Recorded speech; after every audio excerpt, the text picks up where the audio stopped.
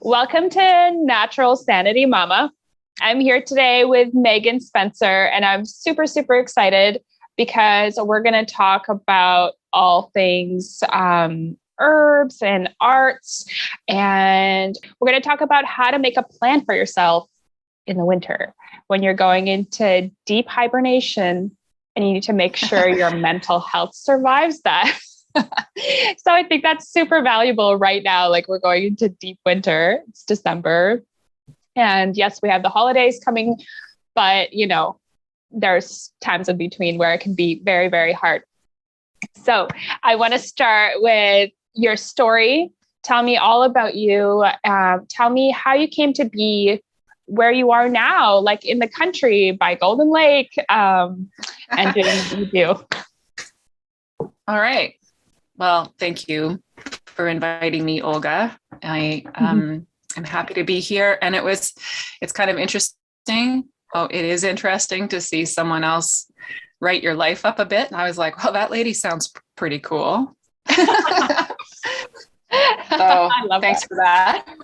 Yes. Thank you for the boost there. It's like a good reminder of like all the kind of different fingers and different pots that I've got going on. So that's you nice. do a lot. So it's a little ridiculous, and that's something I am trying to pare down in my life, just to combat that. Anyways, that's a whole other conversation. But so how did I get here? So I have always been I've lived here in Golden Lake now for 17 years. And prior to that was always a city dweller. But I came to this farm. I came here from Toronto. Yeah, where I spent a good chunk of my 20s. So I met Stephen here on the land, and I ended up here because I was when I lived in Toronto, a good chunk of my time I spent working at community centers and working with homeless folks. So the last job I had there was I was the front door lady for a health center for homeless people. And part of what we did there was we were working on creating an alternative health center that was, offered free services like acupuncture and herbs and yoga and stuff like that. That was part of the service. So I was really interested in that. And as a part of it, started to do a herbal degree and finished this thing and got my piece of paper and realized at the end of it that I couldn't tell you if you stuck me in front of any of those plants, I would not know who they were. Mm. So that I found like completely unacceptable. And I did not feel, I also was kind of alarmed at the fact that I had this really official looking piece of paper, but I had no confidence or, it just seemed crazy to me and alarming that people could get these pieces of paper and potentially practice. So anyways, so I worked with another woman who was also into plants, and she gave me a box of the Algonquin tea, which at the time Stephen and then me, so he was part of the Algonquin Tea Company still, and I loved the tea and noticed on the box that it said apprenticeships and workshops. So I called this dude up. Box? Yeah, at the time, it was on the inside of the box. It said, contact us for info about that. So that's what I did. I called Stephen and ended up here for a month in 2004. And that was the beginning where I started to, that's when I came here. I came here to meet the plants and then ended up connecting with Stephen and meeting something else. Yeah. So then, we did the long distance thing for a while, and I ended up moving here like a year and a half later. So that's the short version of my story of how I ended up on the land. That's beautiful.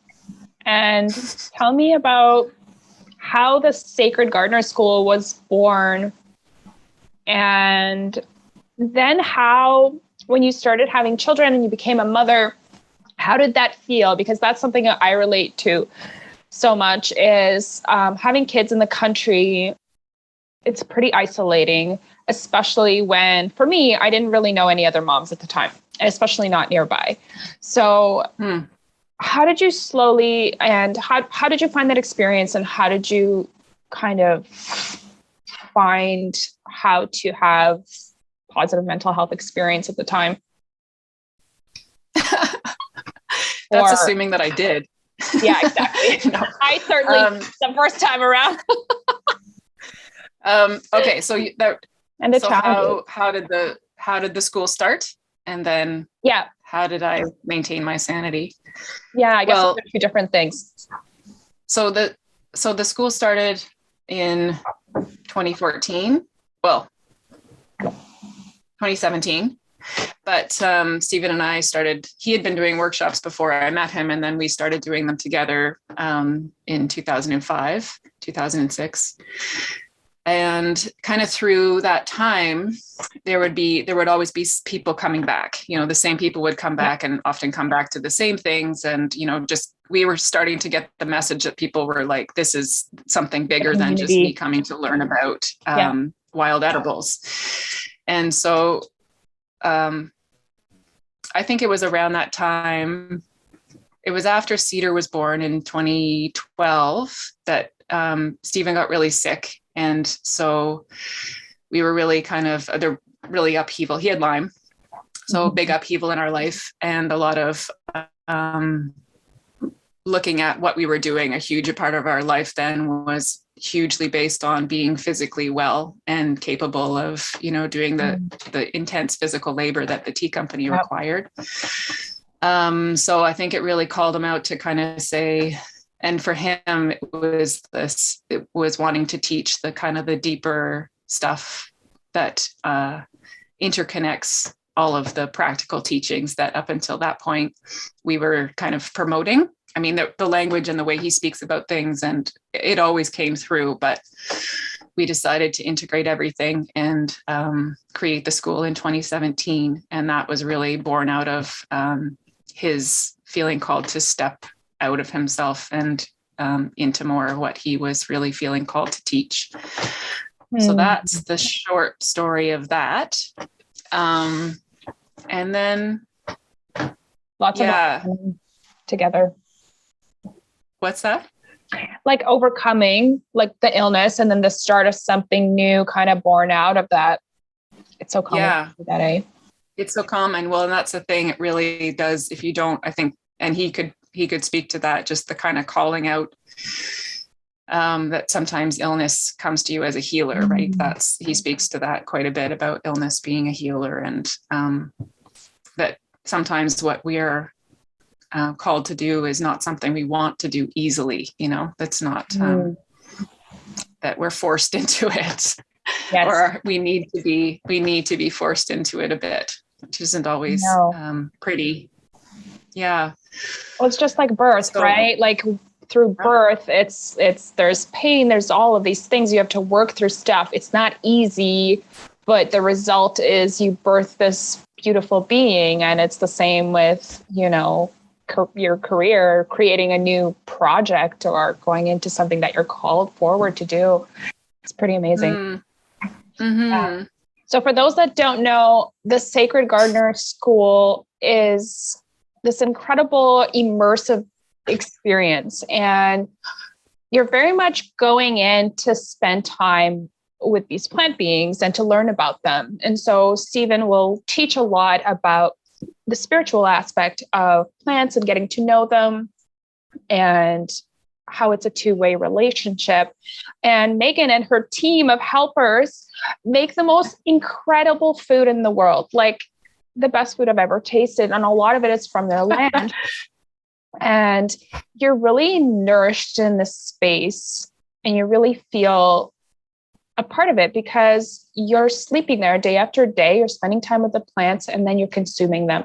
So it's such a nourishing, beautiful experience. And for me, when I did the program as a mom with a 2-year-old, it was like the best learning vacation I've ever experienced or knew existed. So I'm very grateful to the school, and I'm definitely hoping to come back this summer this coming summer.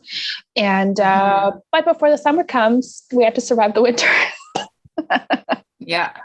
So yeah. So for anybody that doesn't know and is curious, please go on the website and check it out and sign up. And I want to talk now more about your art, how you're inspired to create the things that you do. And yeah, just tell me a little about your art, how you started doing it and where you're going with it now and what excites you right now. Like, what are you working on right now? Well, we'll talk about it a little bit. I'll do a slideshow. Okay. So what excites me? I think maybe I'll start with telling you about this comic book I've been working on for a long time and hope to actually finish this year, this winter. One of my projects that's been ruminating around for a long time.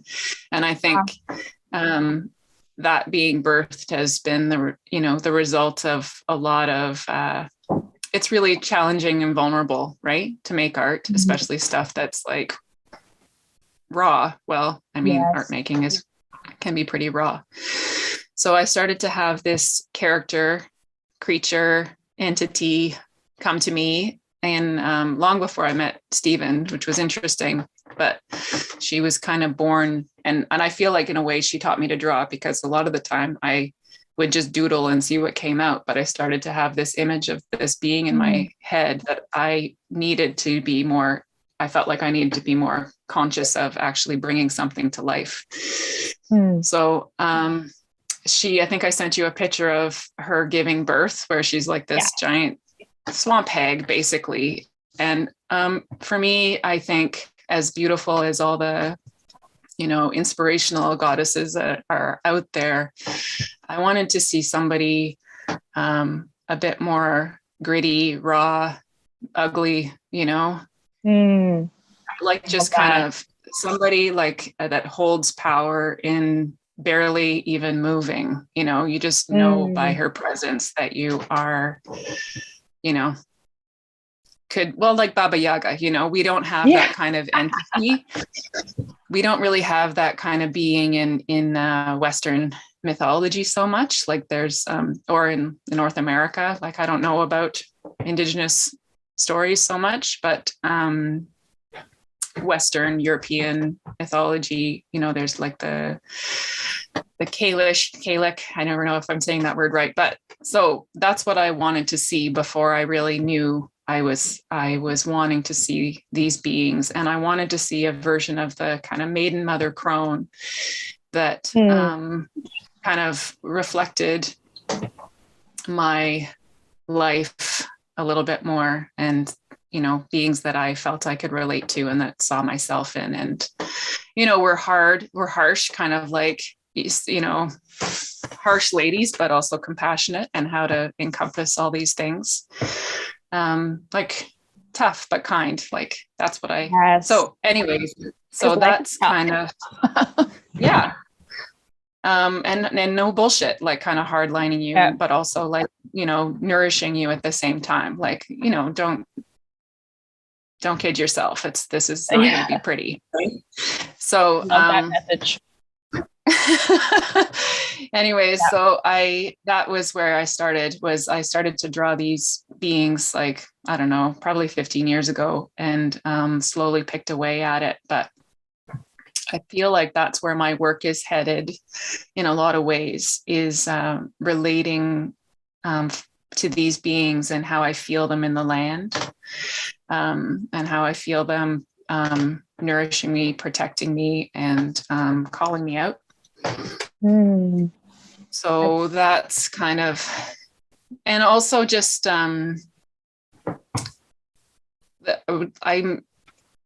it's really started with like this conversation about what it is to be a woman for me, like and I had a lot of difficulty during my first pregnancy because of that, and also just a lot of personal terror about becoming a mom. So I worked through a lot of stuff, and also didn't have people close to me. I didn't really have good friends at that time. And I hadn't learned how to be, I guess, vulnerable with other people and other women in particular. I hadn't found that, and really suffered for it. So that's, I think, where I drew these beings, as that's what I wanted, was to feel a sense of deeper connection and nourishment and gentleness and love. Oh, wow. It's Yeah. powerful. Did you find your art as a form of therapy for you and a form of escape as well? Or it was more like something else for you? Yeah, I think I might have thought about it but I guess I'm really thinking these days about the necessity.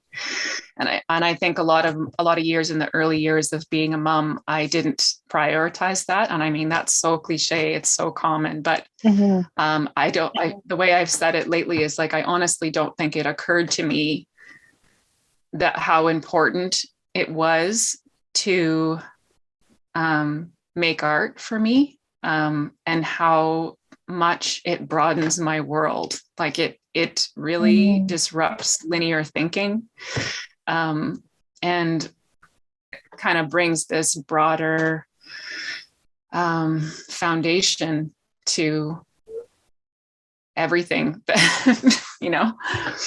like it just disrupts that kind of like functional mindset that I think is so easy to fall into. Like, I need to get the dishes done. I need to wipe this kid's ass. I need to, all these things.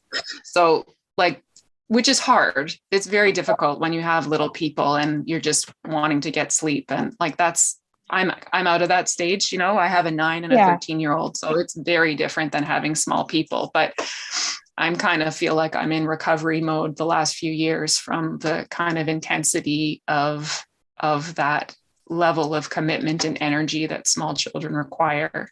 Oh yeah. It's no joke. Into the choir. So I know that's where you are.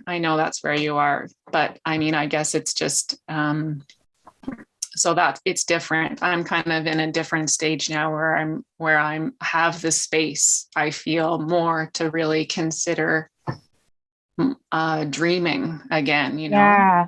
Like, what do you want, Yeah. Or like I love my life. There's so much beauty in it, but I think I've really realized in the last couple of years more so, there's something that I am being called to do that I'm not doing. So I and like, these questions take time to answer, and I think that's really important to acknowledge that you have this something that's speaking to you from the periphery. Yes, because a lot of the time they're little voices, right? They're little voices that you have to turn your attention to. Yeah. Hopefully we do that in general. Like, you could, speak to that about our well-being, our health, all these things, that if you don't turn and draw your attention to it, then we want to do that before they turn into screams, right? Yes. Or like, they will get louder. Major physical problems or imbalances or whatever. So I have slowly over the years learned to acknowledge that there's this small voice. Something and you need I'm to like, be stepping into. So what does this mean? What does this mean to me? I'll kind of leave the question open for myself and allow it to be nourished by whatever comes. Let's get into some of your art pieces so that people can have a look at some of the stuff you do, both the collective art projects and the stuff you draw on your own. So let's screen share. Let's start here. Okay. So this is my cabbage dress. I had this idea of wanting to make a dress out of cabbage, and I have the good fortune of having a friend who loves making dresses out of natural materials, and also a lovely photographer friend. So it was just this one day that it both seemed to work for them, I sent them a message and said, I have this idea. You want to come do this? And that's exactly what happened. It was the fall, so that was a pretty cold day. But we just kind of went through the garden and made my cabbage dress. I love this picture. It's so beautiful. Yeah, I love it too. It's so much fun. Yeah. I need to meet this woman. Yeah, she's so cool. You would love her. She makes very cool things. Very beautiful Very awesome. dresses. So this is you doing your mosaic.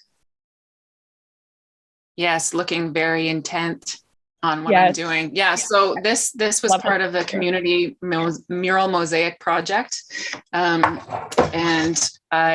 it lives outside. It's on the face of the building at the Family and Children's Services building in Pembroke. And so this project was created in collaboration with youth in Pembroke. So the concept was developed out of workshops, asking them about their lives, what they felt, kind of what was going on with them, what they wanted to see in it. And this piece was what I'm working on here. There was tons and tons of images from these kids that came out with like storms in their heads and like confusion and like just really a lot of ways that they expressed their confusion about and their the growing pains of being a young person. And so that was interesting to bring that imagery into the piece and then, take it to the grown-ups who wanted to see like this like positive anti-drug message or something. I was like, no, we're going to be like, let's be honest about what it means to be a young person, like the joys of being. And also they were, very inspired. And, I think all of us remember that the passion and fire that we have as a young person. And I feel like that's really underutilized in a lot of ways. The energy that young people have. So beautiful. That was part of the piece too. This is another collective art project, right? Right. So this one was the first one I ever did independent, like on my own, as the facilitator and as the coordinator of it. So this was done with the Salvation Army in Pembroke at the youth center, which is the only youth center in Pembroke, or was. It no longer exists, unfortunately. And that was the only condition that they gave me, was that I had to put the logo in there somewhere. So that's why the Salvation Army is in her hand. And also this was a really interesting piece because you can't see the center person, but again, it was done in collaboration with young people, and a bunch of these kids were queer. So that was really interesting to be in the Salvation Army space and being like, okay, I got to take this concept to, the lieutenant that's what they call the minister. And so that was interesting. They were really supportive. This is the people who worked there. It was kind of the higher ups that I think had some trouble with the non-binary person, which was part of the story. And anyway, so lots of transitions again, lots of similar themes with kind of village mindedness the kids brought in. And so that's and like taking flight, they wanted wings and freedom. And so this is a good chunk of these kids that made that. Awesome. This was another collaborative shadow puppet show. And it was called, I think they ended up with the title, The Sentient Drones and the Accidental Human Invasion. That was the title of this shadow puppet show. I know these kids. I love that. That's where it started. So we just kind of improv'd, made up characters and then played with them and just developed this storyline out of it. So this was, this little guy did the monologue of the last alien alive, that's what this character is.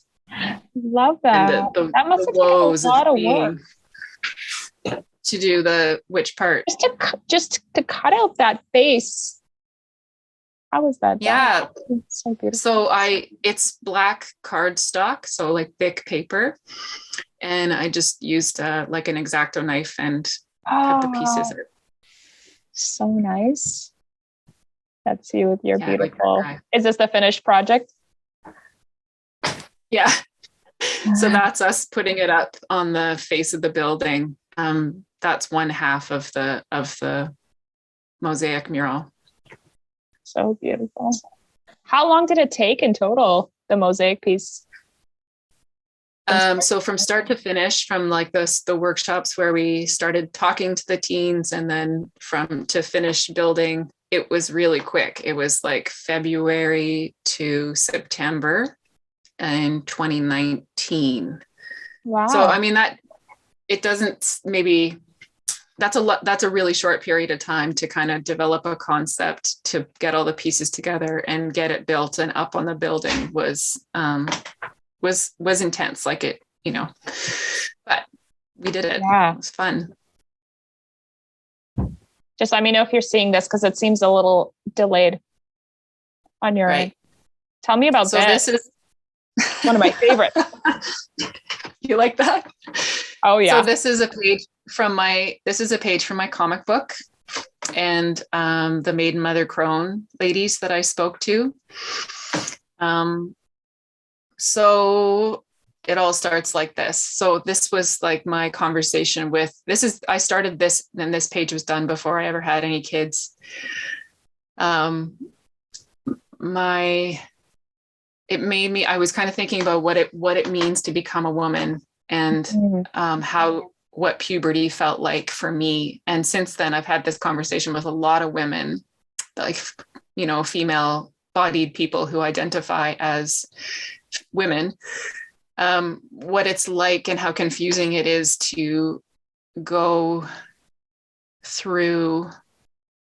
For me, it was like a gender identity crisis. I didn't know that I was a woman. You just kind of get informed. It feels like by the overculture, like this is powers who we are. And all of a sudden you're not supposed to be this way or that way. It's all acceptable to be kind of like tomboyish or whatever the hell I was or and wasn't really aware of, until then. And then, it was just kind of wanting to start that conversation and have that conversation with myself, with my body, and kind of developing this relationship with this. So in this picture, she's just kind of starting the conversation with her body, I guess, and has these three beings that are overseeing and watching her and keeping an eye out, but she hasn't met them yet. She doesn't know who they are. She's not aware of their presence and what they mean. So beautiful. Yeah. I can just feel the cold bathroom floor on your bum. on my bum. So this is watercolors. Yeah, this is all watercolors, this one. And I had a friend of mine recently say, like, this is kind of like the matured version of my swamp goddess. Like, I have a kind of earlier versions that are kind of a bit more outwardly ragey and, upset about things. But this one is kind of like, she's like, doesn't even have to say much. And, she's badass. You can feel she's badass, but she also is compassionate and loving. Like, I think that it's that kind of, like, it reminds me a little bit of this woman, a Mexican elder that I met probably 15 years ago. And I'd never experienced this before, where someone so powerful that they can look right into you. And it was horrible for me. Like, it felt really super intense and uncomfortable, but it also didn't feel invasive. You just knew too much about you at a glance.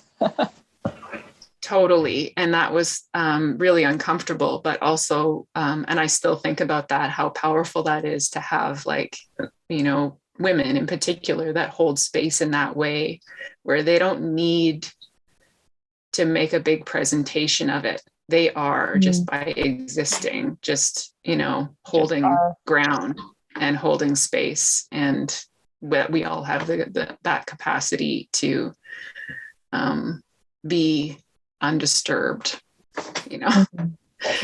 or just like hold the center in that way and be who we are, So I did this picture before I ever had a baby, and I remember showing it to my midwife, and she said, "It's not big enough." Which part?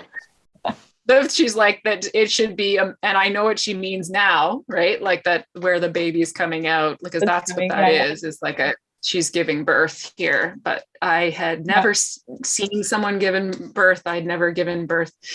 So, but I thought I still think about that every time I see this picture. I'm like, yep, probably should have been a bit more of a shit show happening there, but there's anyway, so I wanted to draw a picture of the dirt hag. That's what I call her. So powerful, this one. Birthing the universe, really. Mm. And, again, being empowered and, that kind of feeling powerful. This is your dirt hag.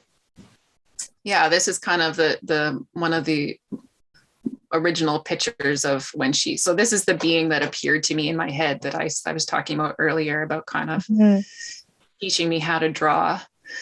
And also the, kind of the earlier manifestation that a friend of mine said, she's like the angry younger version. I don't know. Yes. I think we can still, it's not like we mature and stop being angry and having tantrums, but I understand what she was saying when she said it, that there's kind of a different presence when you kind of hold that, when you're in it for the long haul. That's kind of how I see, like when we have outbursts and tantrums, then you're releasing a lot of energy that might be put towards a more constructive use. I hear that. Yeah, this is the first page of the comic book. Beautiful. I love this. Yeah, and again, it's like the wetlands and the swamps and that kind of, I feel like, another piece of this comic book is that I feel like wetlands are a metaphor for women's bodies, and that their kind of role in the land is like our womb. That they can smell kind of funky and clean at the same time. I don't know. And but also that it's like a nourishing, really rich space that water flows through and is like cleaned, whatever, like a cleansing. It's like a cleansing area in the land as well as nourishing. And so I kind of think about that, like in our bodies in relation to that, and our womb space being that kind of nourishing, cleansing, centering space. I like that a lot. And I love your emphasis on parts of the body that women often beat themselves up for or complain about or worry about. Like, I love that you made the arms extra saggy and the boobs extra saggy. And just like, yes, this is me in all my power. The details of how my body looks doesn't matter. That's what I love about these. Okay, let's talk about your residency recently. And what is an art residency? What does it mean? Okay, well, so I've never done one before. So I think my understanding is that under most commonly an artist residency is like a space of time where you dedicate yourself to an idea or a body of work that's usually just like focused on yourself. I might be wrong about that, but because I was working with this organization called Jumblies in Toronto, they are a community arts organization. And so by the very nature, their artist residency is community engaged. And so basically that means I was going in with an idea, and the idea was going to be developed with other people. And kind of fed by their visions of my idea. So It's called Ecotones, Exploring In-Between Spaces. And so an ecotone is our spaces. It's by definition, the ecological term is transitional spaces on the land. So they are very rich and diverse spaces, and often have very unique plant life and animal life and really rich sources of food. Okay. So for example, like a field, the transition from a field to a forest, like that space in the transition is its own thing, right? Like it's got its own kind of world in there, or like a shoreline from like the water. So that's what in between spaces means, like ecotones is an in between. Yeah.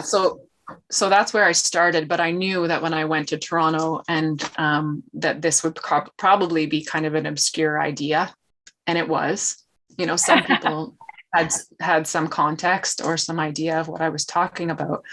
But for a lot of people, they were like, oh, that's interesting. But anyways, so I knew that I would probably just be expanding it out to work with the idea of in-between spaces and what that brought up for people. So that's what I did. I knew that was my idea. I wanted to work mostly in watercolors, and I wanted to make stop motion movies, little videos, shorts. So that's what this is. It's like 41 different pieces from community members and their ideas of what an in-between space is. And so watch it. Yeah. Oh, and then so when we presented when we did the live version of it in Toronto, there was, it's starting halfway through.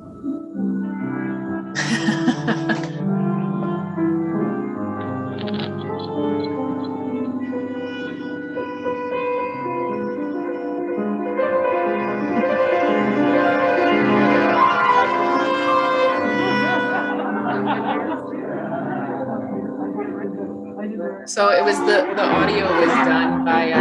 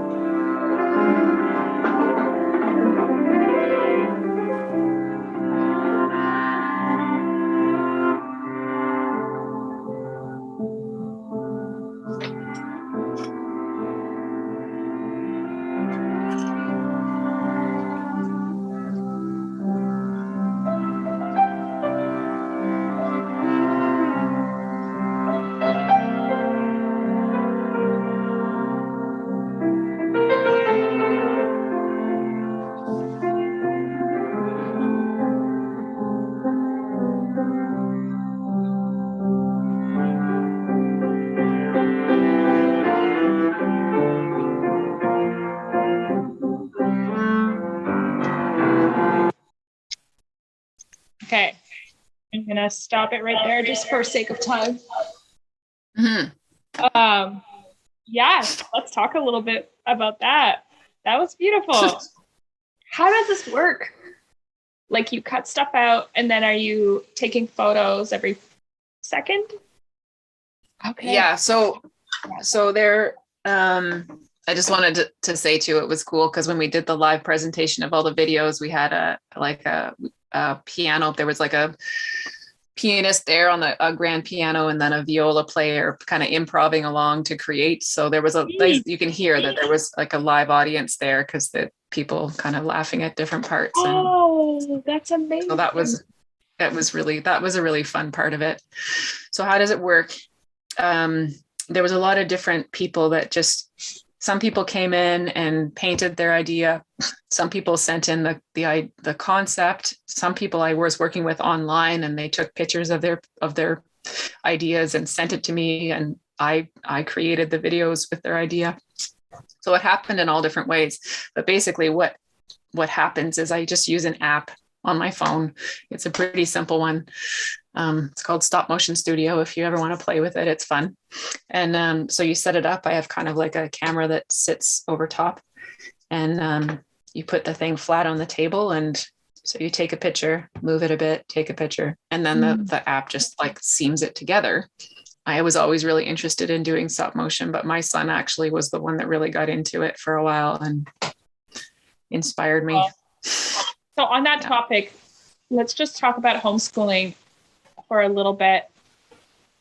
How are you able to do all the things that you do and maintain sanity? Like, let's talk about what women and moms and people can do, like functionally. Like, I got some of your tinctures right here. Here's my, damn, you can't see because it's so bright. St. John's wort, my friend. And nice. This is some passion flower and valerian I still have, but I do need to place another large order. And things like red raspberry leaf and nettle are constantly replenishing me in the form of infusions. So that's kind of a part of my regimen.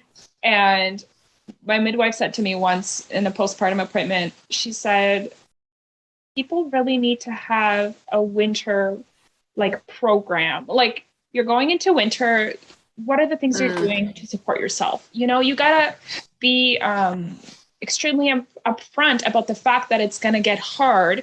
And so what are you doing to nourish yourself? What are you doing to make sure that, you know, you don't steep that far deep into depression? It's just like, you know, you can come back quickly. So yeah, I would love to know some of the things you do. Yeah. And like homeschooling in the winter and when it's cold out, like, how do you manage that? And what do you suggest for women? Right. What are some plant friends you suggest for them? Well, there's definitely different ones that I've had stronger relationships with over time. But I was thinking about that when you first put the question forward, and I was remembering that for me, I think motherwort was really my first really big helper in my earlier days when I am not, and I don't know many people that are, but I am really, really not good when I don't have enough sleep. It's just not pretty. And my fuse was super short. And I found like motherwort really, and I mean, that name makes sense, right? It's mother's helper, you know. 100%. So I found really hugely over the years, motherwort has been one that helps me. And I don't know if I sold this to you. Stephen always says like I've sold the most motherwort to like women over the years. By just saying like, for me, it really dissipates rage. And I don't mean that by saying that it suppresses rage. That's not what I'm talking about. I think that in order to really, when you're in a state of exhaustion, depletion, just overwhelm, a lot of the time we don't remember what we need to do for ourselves to bring ourselves back, to feel kind of at ease and to feel normal or whatever. So I found for me that it would kind of take the edge off the more intense feelings, which for me definitely when I was exhausted would come out a lot of the time as just overwhelming rage. Yes. and really like, you know, then feeling like shameful about it and uncertain and insecure and whatever, like lots of gross things that we do to ourselves because we imagine we're supposed to be all these things, which is just bullshit, right? It's just not true. And so that's what I always found was motherwort would just kind of take the edge off so I could remember that I needed to go for a walk, or I needed to pee by myself, or I don't know, whatever it was that I needed to do in that moment. Maybe I needed to drink some water, you know. Yeah. It didn't, maybe wasn't anything big, but they're just like kind of simple things that, you know, you don't do. Yeah. That's beautiful. So motherwort was a big teacher for me, for sure. Yeah. Do you find that you took it every day as kind of like to prevent that from coming on, or it was like in the moment, like, ooh, I'm feeling really intensely rageful? Definitely very much an acute situation. Okay. There's other things, you know, I drank like infusions, like pretty strong infusions of the ones that were nourishing, that I'm, you know, because when you're stressed and you're exhausted, you are depleted, you know, and you're more prone to being depleted, right? So I found that kind of like a staple of importance, just drinking, you know, nettle and raspberry, and I love sweetfern and spruce tips are like kind of staples. That's what I'm drinking right now. And so just ones that remind me, like I'm always amazed at how much water, just even drinking water, it's like, oh, that was what was wrong with me. I think I was just really thirsty. Yeah. My body doesn't have enough water to get through this day. Yeah. Yeah. So I'm learning a lot these days about how anxiety or anxious feelings, let's say for me, because I don't think that anxious feelings or whatever, that those things are not necessarily problems, but they're like indicators of things that you're not paying attention to. And so again, it's not as intense as like the rage of having, you know, that came up for me out of the exhaustion and overwhelm of having small people and a husband who wasn't well. But I think these days, yeah, it's just different things. So for me these days, it's a lot of Nervines. I'm finding like things that I just kind of drink and take as nourishment and kind of caretakers. Okay. Lots of infusions for you. Yeah, lots of infusions, but also like I really am loving like cramp bark these days. Blue Vervain is a really good friend. I really love them both for kind of a gentler reset. Like the motherwort for me kind of felt like more intensive and acute thing for me. I think the Nervines I'm taking these days are just kind of more, it's not as intense or as extreme feeling, but it's not no like less of a holder. Yeah. Yeah. Beautiful. Thank you so much for speaking to that, because that's the number one thing I'm trying to bring across is sanity solutions for moms. Like, let's figure out how to nourish you. And it's going to be different for everyone, right? So just knowing that these resources exist, you know, sometimes you have to experiment a little bit, have a conversation with a plant or another friend, see what helps you most. But eventually, it's not going to make all your problems go away. But, you know, there are things that you can help support. And absolutely. Especially with my twins. I can't say I would have survived without some of the plants that I've been taking, you know, and medicinal mushrooms and things like that. And a lot of it was quite acute. Like it was like, okay, I need this now. My anxiety is through the roof. And yeah, exactly like no sleep. Like, how are you supposed to be a person without sleep? Like it's almost impossible. So you almost need these boosts of something, because I'm sorry, but coffee just doesn't cut it. And it makes a lot of people more anxious. So if you're dealing with anxiety and you need to stay awake, you know, that you need to search for other solutions. So I definitely found that I was leaning in a lot into that this time around, because I knew more. So yeah, I'm definitely happy that you exist. And order a giant batch of stuff. And that, I think, I've really allowed myself to recognize in the last few years, particularly, that some of my guiding principles were not mine.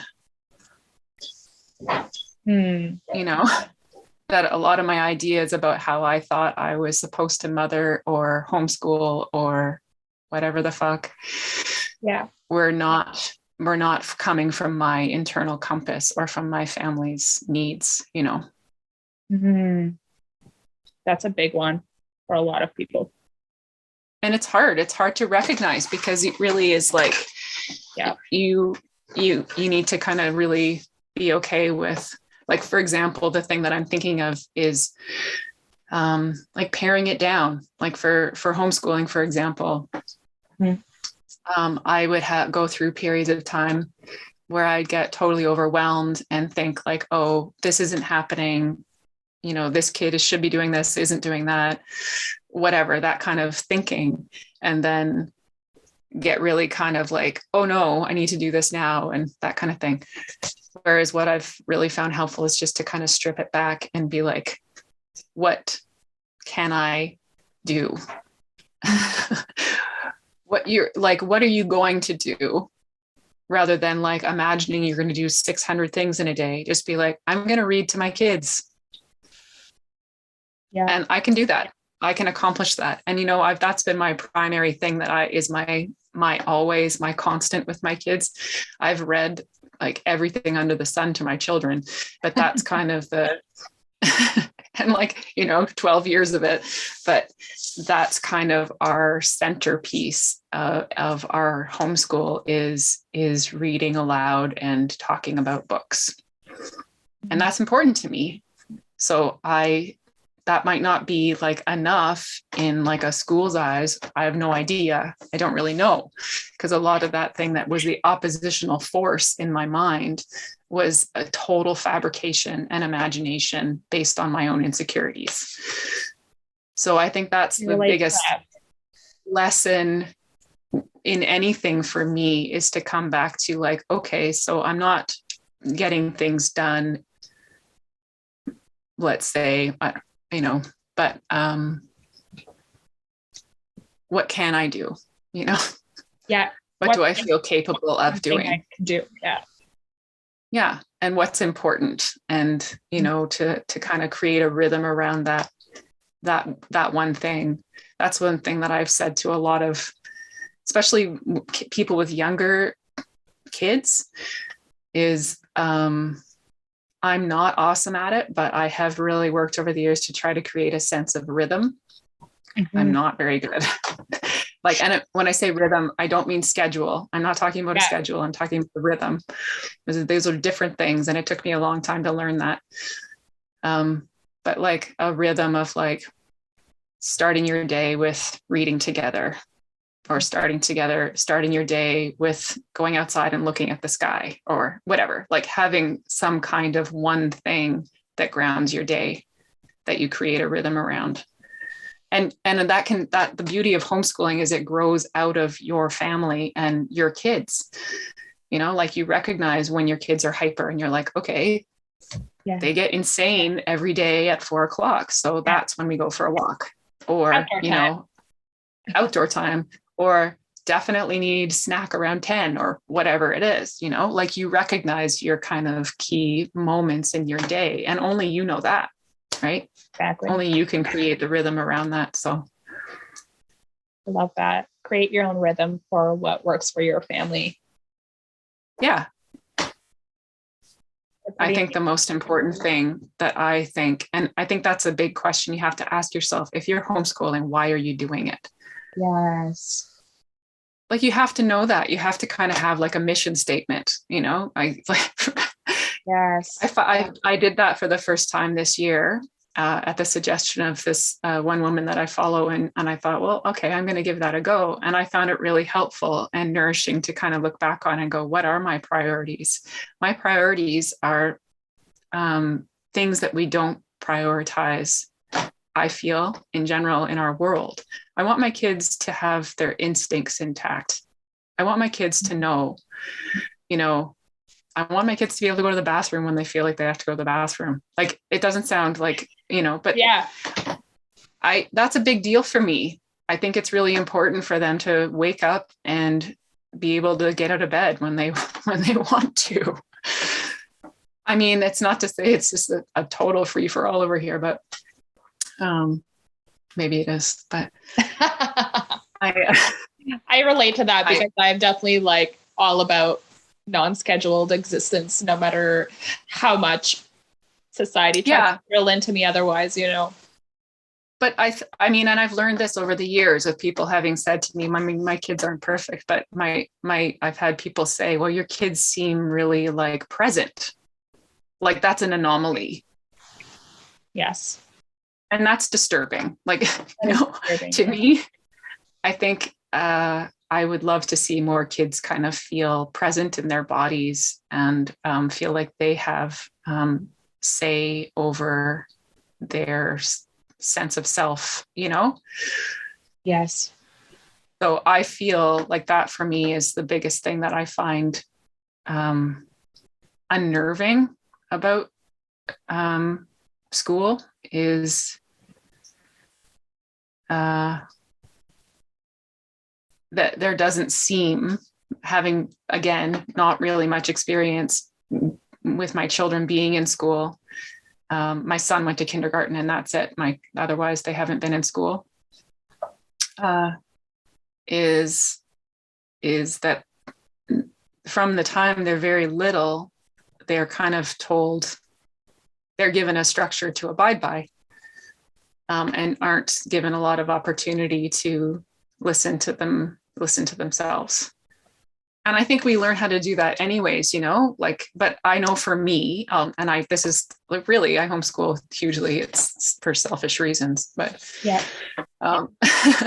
And Stephen and I both really had this experience of not really like having a good amount of recovery time from school and being in a system and kind of pushing against, like spending, I guess I wonder about that, how much of our energy as young people is put into pushing back against something that denied us being who we were. Being ourselves.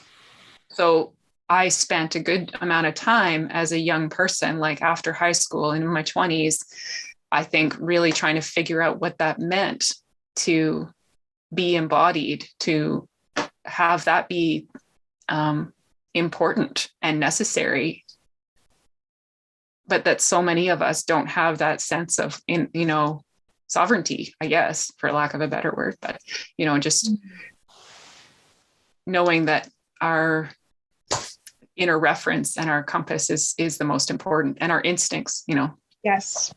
Intuition and emotional intelligence, the things they don't teach in school that are the most important in life. I feel like that. I feel like that's really important. And it means a lot to me. Like when my daughter, for example, that she can be like, I don't feel good here. I'm like, okay, let's go then.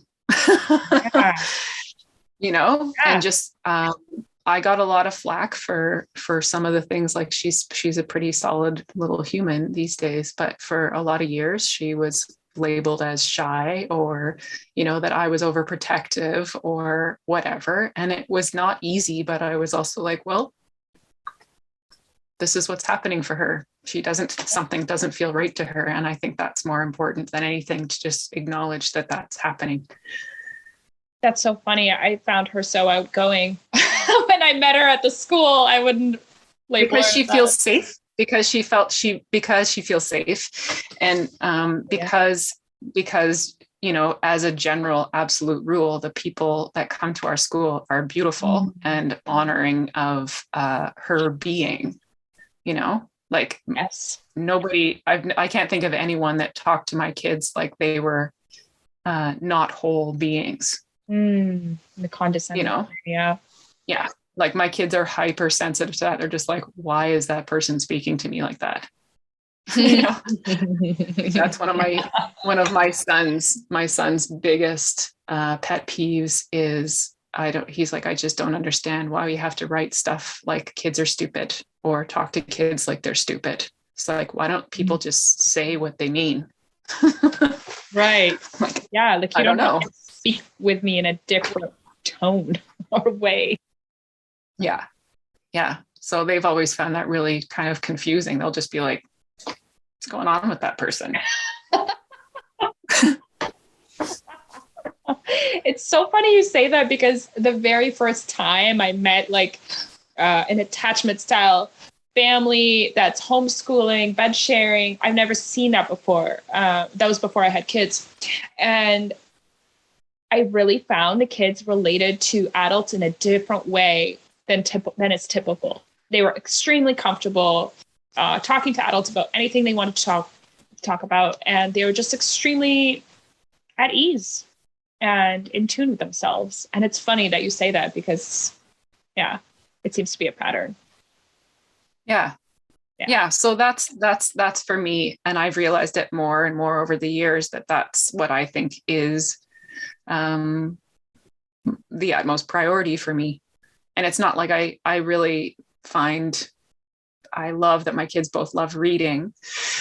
For example, I'm happy about that, but it's, so I have some intellectual priorities, I guess, if you could call them. Yes. But I think that also that those things, letting them be informed by the child is really important. And once they can read, they can choose what they want to learn more of, right? They'll be like, I want books on this. And then they'll start to carve their own path. It's not guided by whatever we think it should be for them. Yeah. Yeah, for sure. Yeah. But I would say that just about that, just that little piece about that is first kid syndrome is a real bitch. I mean, they get the best and the worst of us, but I think particularly in homeschooling, if you have anxiety, the first kid always gets the first, they're like the testing ground. So like my son didn't really start reading until he was 8.5 or something like that. But a lot of pressure gets put on us if we're not following a schedule. So 100%. Anyway. I'm going through this right now. I'm literally like, Dorian's just turned 5 and I'm like, should I be teaching him how to read? Like Waldorf says not to do that until later. Like, who do I believe? And so I don't want to stress about it. I do believe kids show their readiness, and I do want to allow him to do that instead of just stressing on, okay, like let's learn these vowels, So yeah, I'm definitely in the thick of it right now. Absolutely. And I mean, I found that really true for my son and for both my kids, that kind of idea, like Steiner's idea about the not introducing that stuff, intellectual stuff until they're 7. That made sense to me. Like when kids, I found a lot of kids, there's something that opens in them and they're ready for that kind of engagement when they are around 7. There's definitely something that shifts in them, but some kids just read earlier. And you can, and that's the gift, is like your son might not be ready. He might be ready. You would know, but I always found just reading to my kids and pointing things out and showing them, then you get kind of indicators. Yes. I mean, I think I was just like super heavy handed with my son and, got really stressed about it, but he was pretty clear that it wasn't connecting for him. Mm-hmm. And nothing was going to make it connect until it did. Yeah. So, I like that. I mean, and I was doing that. I was really pushing because really of a lot of external pressure from my family. Ultimately, they were like, oh, you're going to homeschool him, but he should be reading by now. And so that kind of thing. My family too. Yeah. So you just have to kind of develop some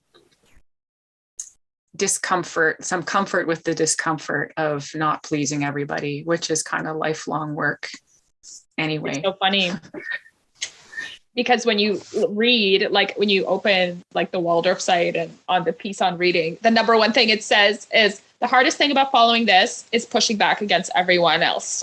And that's 100% true, Yeah. So, okay. So this has been amazing.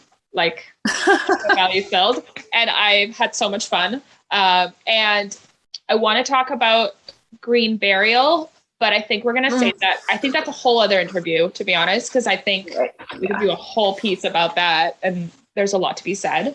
But I am just going to put that in here that Megan is a big proponent of green burial, and especially here in Ottawa. And if you want to Google what that is, please do. And I think we're going to do like another session on that another time, because this interview is getting really long. But I was so happy to share with the world your art and everything you have to say about, you know, plant medicines and how things evolve for you. And it's really important to get out there the challenges that almost every mother goes through.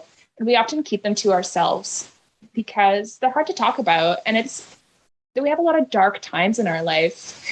This time that's supposed to be the most exciting, right? Your first kid and the first sibling to your first kid. And it's like, there's a lot of darkness there. And it's super important to get it out there, but also provide solutions, like sanity solutions, and allow women to just talk about it openly. I think that's the whole point of what I'm doing anyway. I'm super happy to have you on here, and super important. Yeah. And I want people to know how to find you. How to find you, how to reach you, how to order your stuff. And so how do people find you? Okay. Well, so for herbs and things, and to learn more about our school, you can visit thesacredgardner.ca and contact me through there. And for me, I have a website, meganspencer.ca, which is, needing some love, but it's there. Or you can follow me on Facebook or Instagram. And my handle is at dirthag. Love that. Thanks so much, Megan. This is amazing. Thank you, Olga.